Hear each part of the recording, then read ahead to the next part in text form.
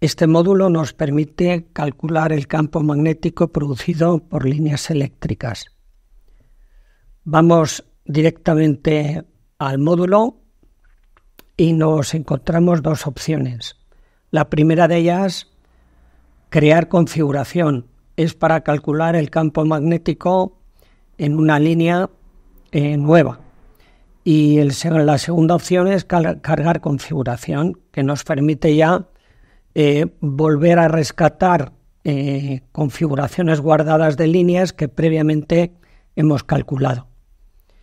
Por ejemplo, si le damos a cargar configuración, aparecen dos circuitos, una línea de dos circuitos, donde se ha calculado con un límite admisible de campo magnético de 100 microterlas, etc.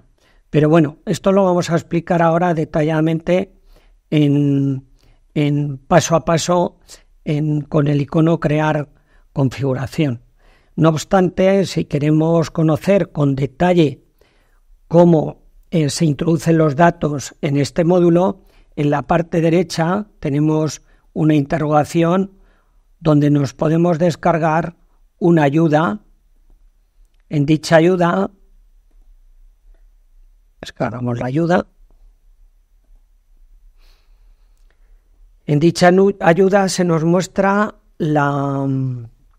tres ejemplos, uno para el cálculo del campo magnético en una línea aérea, otro ejemplo de cómo realizar el cálculo del campo magnético en una línea subterránea y otro ejemplo de cómo calcular el campo magnético en una línea o en varias líneas emplazadas dentro de una galería, como es el caso que tenemos en la figura. Aquí se observa muy bien cómo, por ejemplo, en el plano XY tenemos aquí el 0, 0 y fundamentalmente lo que hay que hacer es dar las coordenadas de cada uno de estos conductores respecto del 0, 0 en el plano XY. Este documento además permite, por comparación con los resultados obtenidos en algunas de las configuraciones indicadas en la norma 62110, pues comprobar que los resultados que se han obtenido mediante este programa son idénticos a los resultados que aparecen para algunas configuraciones dentro de la norma. Cerramos la ayuda y vamos a hacer un ejemplo sencillo. Vamos a crear una configuración, una línea nueva. En primer lugar, vamos a introducir las coordenadas del emplazamiento de cada uno de los conductores de la línea. En este caso, por ejemplo, vamos a hacer una línea aérea de un solo circuito con los conductores emplazados en disposición horizontal. Introducimos las coordenadas del conductor correspondiente a la fase R. Por ejemplo, -2 y 14, 0 y 14, y la fase T con 2 y 14. Es decir, se trata de tres conductores emplazados a 14 metros de altura, cuya separación entre fases es de 2 metros y ambos están en disposición horizontal. A continuación introducimos la corriente que circula por cada uno de los conductores, por ejemplo 199 amperios, y pulsamos a crear circuito. Ya tenemos el primer circuito creado. Si queremos una línea en doble circuito, 3 circuitos, 4 circuitos, simplemente con pulsar al más, pues introducimos igual las nuevas coordenadas y la nueva corriente. Aquí aparece un campo titulado límite admisible para el campo magnético, que por defecto aparece como 100 microteslas.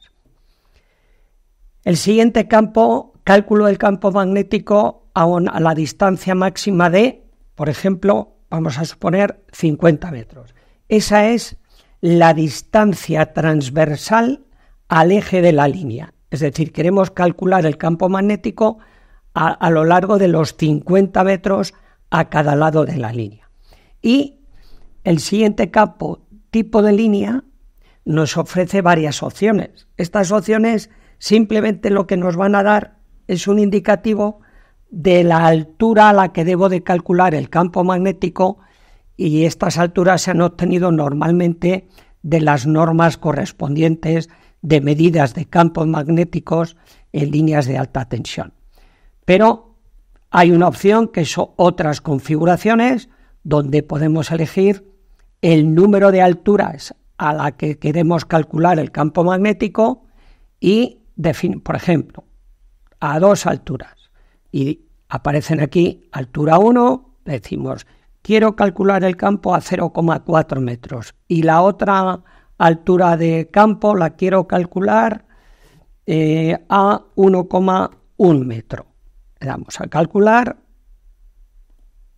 y ahí nos aparecen los valores del campo magnético producidos por esta línea a las dos alturas que hemos definido, el promedio de dichos valores, la representación de los tres conductores en el plano XY, y aquí se puede observar cómo a 50 metros del eje de la línea obtenemos el campo magnético.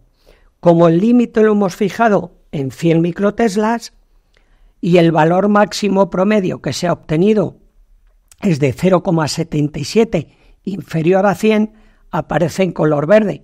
Si hubiéramos fijado, por ejemplo, el campo magnético admisible en 0,6, pues aparece en color rojo. Nos dice que el diseño no sería correcto.